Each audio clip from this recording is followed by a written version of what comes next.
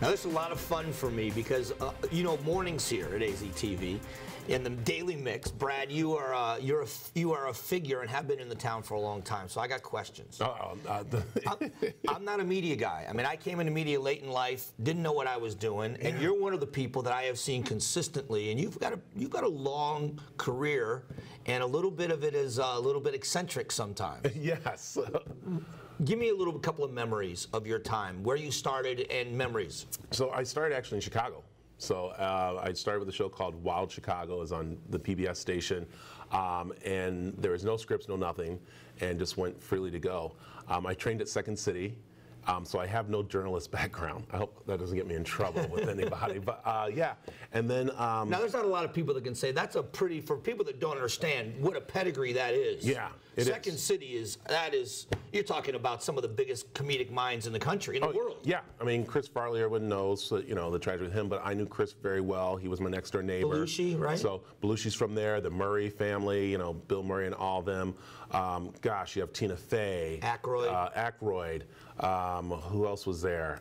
Gosh, there's so many that just came through there. That I was lucky to, you know, be in that kind of pool. But I think I was also lucky to be in the pool in Chicago, working at actually Jenny Jones' show. I was a warm-up guy. Okay. And then got on air at WGN, their morning show. And so I just literally started morning and then got the opportunity to come here. Gosh, almost, it's been 20 years when I came out here. What keeps you grounded? Because what people don't know is you are changing the set around and moving chair. I do the same thing, but I've been in construction my whole life. It's kind of what you do. But you pitch in and help everybody else. You certainly, with your pedigree, are not the diva in the dressing room waiting for everything to be right. No, I started as a production assistant, so that's why I started as, you say, a grunt. I mean, I let people know that I had the best training at that, and I think the one thing that always stuck with me, I had a production manager. I was messing up. Back in the day, we had fax machines, and so I was faxing the budget to LA upside down, so it was going to them blank. He came out and literally really just ripped me apart, and I thought I was done. But he came to me and says, you know what?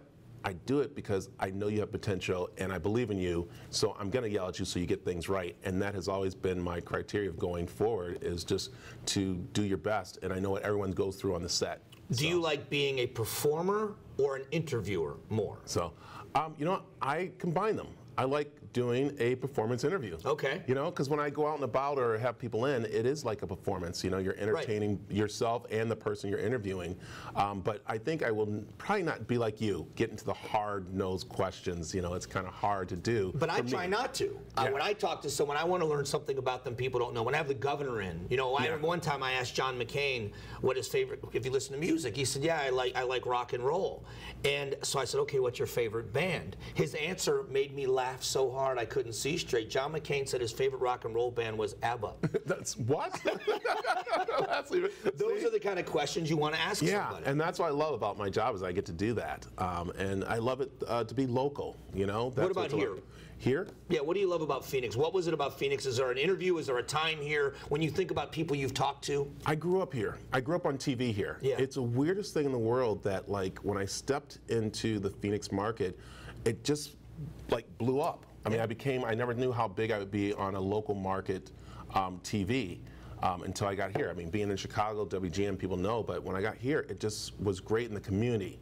I think people don't realize how great the communities are around here. I know we hear that this community's bad, that community's bad, but not really. When you look deep down and I get to go to those places, you see how great it is. And I think that's what brought me back here, too. They talk about being magnetic. And you really have a magnetic personality. I've noticed it on TV. You aren't eccentric to be eccentric, or haven't been. I've seen you do some of those things. Yeah. But you are someone that people want to engage with. I mean, around here, we disagree on a lot of things. We agree on a lot of things. But I always want to engage with you. And you bring that to television, and I really wish I could do what you do in that regard. Oh, thank you. And I think that comes from Midwest bringing up. I'm from Battle Creek, Michigan. And I think it's just a nice little Midwestern type of personality. But I think also, too, the people that I've gotten to work with, you know, in the past have really shown me the way of being polite, being smart, being intelligent to people, and being kind. And I think that really helped out a lot to just kind of be the sunshine. That's what I want to be. I want to be the sunshine to people. But you also, you're not goofy. Does that make sense? Yeah.